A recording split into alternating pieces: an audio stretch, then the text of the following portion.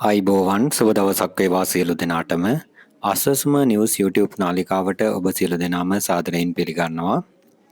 ආසස්ම සුබසාධක ප්‍රතිලාභ ගෙවීමේ යෝජනා ක්‍රමය ආසස්ම දෙවන අධීර සුදුසුකම්ලාභීන්ගේ දෙවන නාම ලේඛනය මේ වෙද්දි ප්‍රසිද්ධ කරලා තියෙනවා. ඒ වගේම ආසස්ම දෙවන අධීරයේ දෙවන නාම ලේඛනයට ආදාළව අභියාචනා සහ විරෝධතා කැඳවීමත් මේ වෙනකොට ආරම්භ වෙලා තියෙනවා. ඉතින් ඒ සම්බන්ධයෙන් සුබසාධක ප්‍රතිලාභ මණ්ඩලය විසින් විශේෂ නිවේදනයක් නිකුත් කරලා තියෙනවා. ඉතින් ඒ නිවේදනය සම්බන්ධයෙන් තමයි ආද ඔබව දැනුවත් කරන්නේ. එහි මෙන්න මේ ආකාරයට සඳහන් වෙනවා 2002 අංක 24 දරන සුබසාධක ප්‍රතිලාභ පනතේ දෙවන වගන්තිය අනුව සුබසාධක ප්‍රතිලාභ ගෙවීම සඳහා සුදුසුකම් ලාභීන්ගේ නම් ලැයිස්තුව ප්‍රසිද්ධ කිරීම සහ එම නම් ලැයිස්තුව ඇතුළත් නම්වලට හිමිකම් පෑම් සහ විරෝධතා කැඳවීම පිළිබඳ නිල නිවේදනයයි. මෙම සුදුසුකම් ලාභීන්ගේ නාම ලේඛන ප්‍රසිද්ධ කිරීම ආසසම සුබසාධක ප්‍රතිලාභ යෝජනා ක්‍රමයේ 2024 වර්ෂයට අයත් දෙවන අධීරයේ සුදුසුකම් ලාභීන්ගේ දෙවන නාම ලේඛනය දිවයින පුරා පිහිටි සියලුම ප්‍රාදේශීය ලේකම් කාර්යාලවල සහ ග්‍රාම නිලධාරී වසම් කාර්යාලවල ප්‍රදර්ශනය කර තිබෙනවා. ඒ වගේම සුදුසුකම් ලාභීන්ගේ නාම ලේඛනය සුබසාධක ප්‍රතිලාභ මණ්ඩලයේ www.wbb.gov.lk නිල වෙබ් අඩවියට පිවිසලා ඔයාලට බලා ගන්නත් පුළුවන්. දෙවන අධීරයේ දෙවන අභියාචනා විරෝධතා කැඳවීම සම්බන්ධයෙන් මෙන්න මේ වගේ අදහසක් දක්වලා තියෙනවා. සුදුසුකම් ලාභී දෙවන නාම ලේඛනයට අනුව සුදුසුකම් ලබා නොමැති හෝ තමා තේරී ඇති කාණ්ඩය පිළිබඳ සෑහීමකටපත් නොවන පවුල් තැනැත්තන්හට අභියාචනාවක් ඉදිරිපත් කිරීමේ හැකියාව තියෙනවා.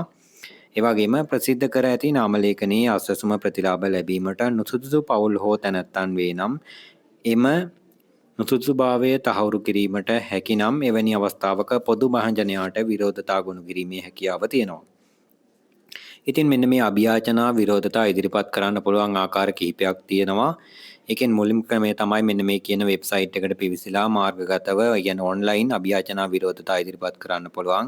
එසේත් නැතිනම් අයදුම්පත් මගින් අභියාචනා විරෝධතා ඉදිරිපත් කළ හැකි අතර අයදුම්පත් භාගත කර ගැනීමට www.wbb.gov.lk නිවල වෙබ් අඩවියට පිවිසලා ඒ අයදුම්පත ඩවුන්ලෝඩ් කරගන්න අවශ්‍ය වෙනවා. එසේත් නැතිනම් තමාට අදාළ ප්‍රාදේශීය ලේකම් කාර්යාලයෙන් හෝ ග්‍රාම නිලධාරී සහ වසම්බාර අස්වසම විෂය නිලධාරී වෙතින් අයදුම්පතක් ලබාගෙන එය පුරවා නැවතත් තමා අයත් ප්‍රාදේශීය ලේකම් කාර්යාලයට බාර දෙන්න පුළුවන්.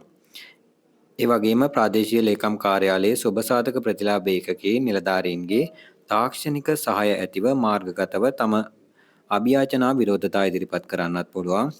ඒ වගේම ප්‍රදේශයේ බලයලත් sannivedana මධ්‍යස්ථානය කියන්නේ කමියුනිකේෂන් සෙන්ටර් මගින්ද අභියාචනා විරෝධතා ඉදිරිපත් කරන්න පුළුවන්. ඒක අභියාචනා කරුවෙට ඉදිරිපත් කරන්න පුළුවන් එක් අභියාචනාවක් පමණයි. ඒ වගේම නිර්නාමිකව මහජන විරෝධතා ගොනු කිරීමට අවස්ථාව සලසලා තියෙනවා. අභියාචනා පද්ධතිගත කිරීමේදී සියලුම අභියාචනා කරුවන්ට සක්‍රීය නිවැරදි ජංගම දුරකථනයක් තියෙන්න අවශ්‍ය වන අතර දැනට පද්ධතියේ සඳහන් වී ඇති ජංගම දුරකථන අංකය නිවැරදි නොවන හෝ අක්‍රීය තත්ත්වයේ තිබේ නම් ප්‍රාදේශීය ලේකම් කාර්යාලයට ගොස් දත්ත පද්ධතියට නව ජංගම දුරකථනයක් ඇතුළත් කරගන්න අවශ්‍ය වෙනවා. ඉතින් මෙන්න මේ ආකාරයට අභියාචනා විරෝධතා බාර ගැනීමේ අවසාන දිනය වෙන්නේ 2026 අප්‍රේල් මාස 10 වන දින. 10 වන දිනින් පස්සේ ඔබට අභියාචනා හරි විරෝධතාවක් හරි ඉදිරිපත් කරන්න හැකියාවක් ලැබෙන්නේ නැහැ.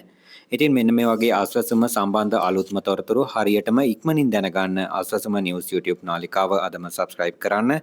අලුත් වීඩියෝවක් දාපු සැනින් බලන්න බෙල් අයිකන් එක ක්ලික් කරලා notification අනිවාර්යෙන් on කරලා තියාගන්න.